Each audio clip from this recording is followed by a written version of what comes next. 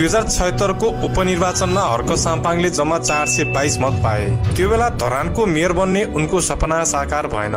तर त्यही हर्क साम्पाङले 3 वर्षपछि 20,821 मत पाएर धरानको स्वतन्त्र मेयर बने। 3 वर्षमा हर्क साम्पाङले के गरे जसले उनलाई धराने जनताले विश्वास गरे? हर्क साम्पाङ मेयर बन्नु अगाडि एक सामान्य पृष्ठभूमिका व्यक्ति थिए।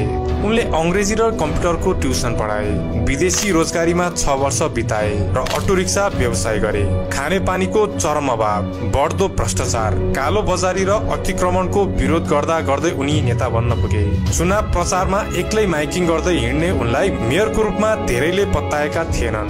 तर उनको इमानदारिता, मेहनत र जनतासँगको प्रत्यक्ष सम्बन्धले उनलाई 2079 मा मेयरको कुर्सीमा पुर्यायो। आज नेपालको राजनीतिमा हर्क साम्पाङको नाम निकै चर्चामा छ। श्रमदानको लहर धरानमा भित्राएसँगै उनको प्रशंसा र आलोचना दुवै सुरु भएको छ।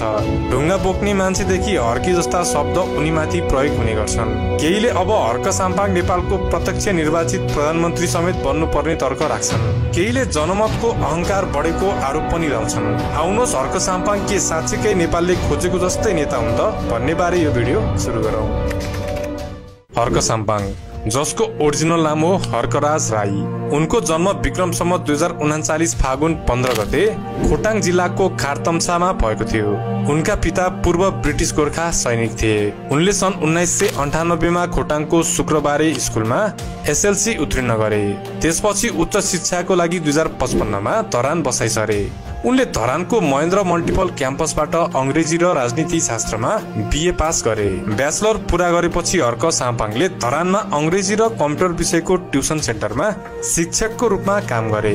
उनले साथीहरूसँग मिलेर the perfect English language and computer नामक संस्था सञ्चालन गरेका थिए।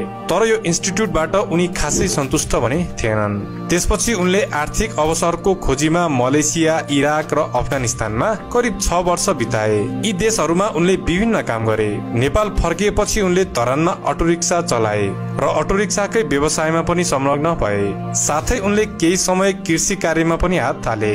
विदेशको विकास र सुशासन देखेका हर्क साम्पाङलाई धरानमा बढिरहेको व्यथितिले छोयो। त्यसैले उनी सामाजिक कार्यमा लाग्न थाले।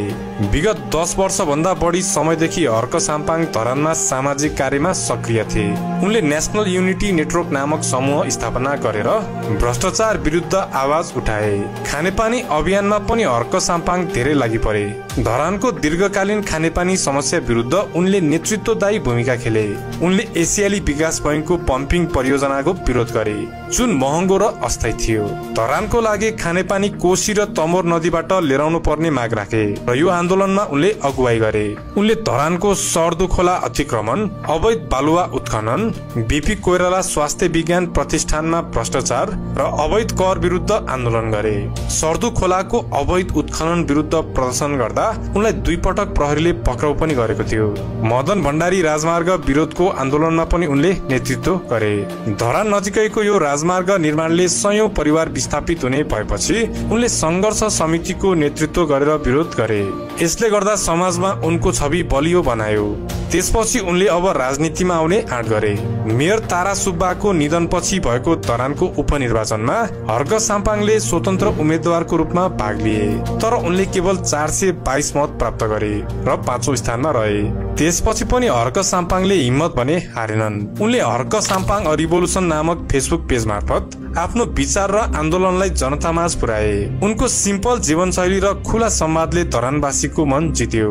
2079 मा भएको स्थानीय निर्वाचनमा उनले स्वतन्त्र उम्मेदवारको रूपमा लौरो चुनाव चिन्ह लिएर भाग लिए।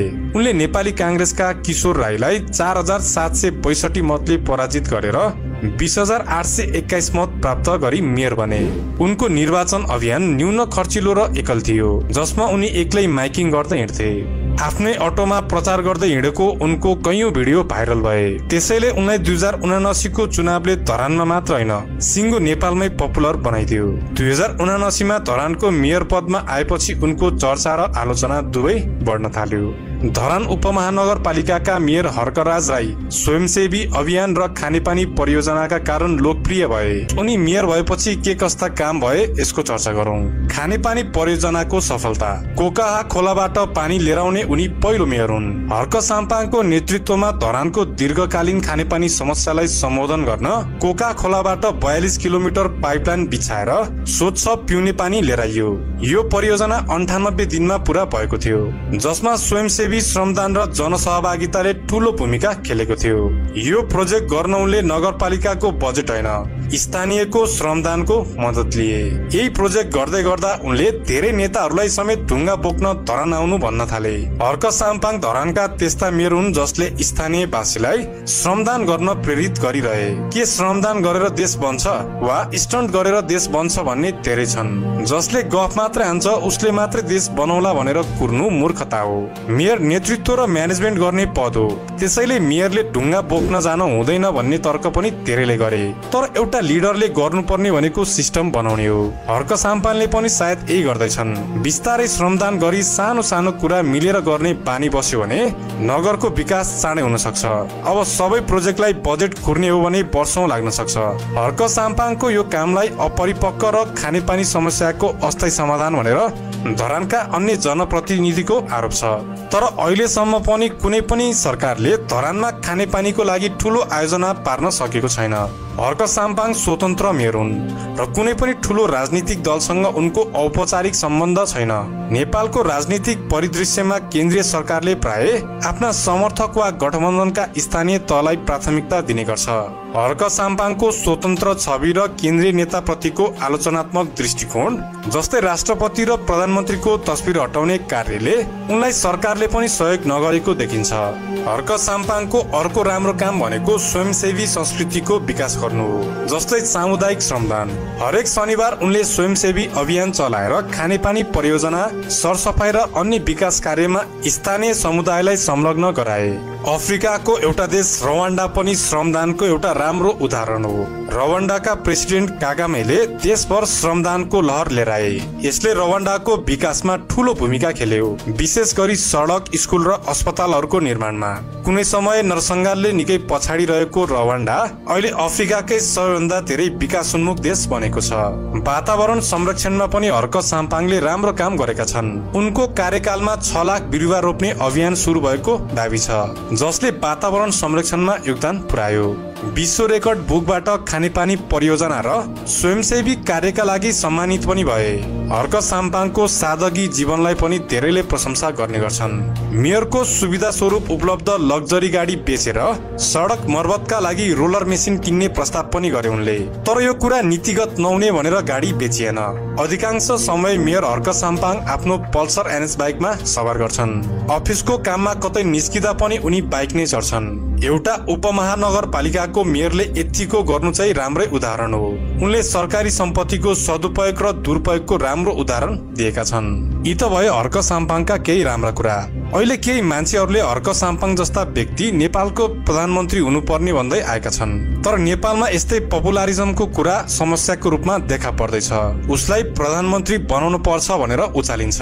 रवि लामिछानेलाई पनि नेपाली जनताले नै प्रोत्साहन दिएर राजनीतिमा तानिए। तर रवि लामिछानेले सोचे जस्तो नेपाली राजनीतिमा परिवर्तन ल्याउन सकेका छैनन्, वा भनौं अहिलेका नेताहरूले यस्तो चाहँदैनन्। हर्क साम्पाङ हाल धरान उपमहानगरपालिकाका मेयर छन् र उनले स्थानीय स्तरमा उल्लेखनीय लोकप्रियता हासिल गरेका छन्। यद्यपि नेपालको संविधान र राजनीतिक प्रक्रिया अनुसार उनी सजिलै प्रधानमन्त्री बन्ने सम्भावना छैन। नेपालको संविधानको धारा 76 अनुसार प्रधानमन्त्री प्रतिनिधि सभाको सदस्य हुनुपर्छ।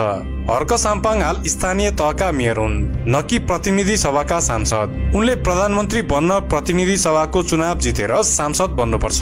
त्यसपछि प्रधानमन्त्री बन्न प्रतिनिधि सभामा बहुमत, सामान्यतया 138 सिटको समर्थन चाहिन्छ। यदि कुनै दलसँग स्पष्ट बहुमत नभएमा गठबन्धन बनाएर बहुमत जुटाउनुपर्छ।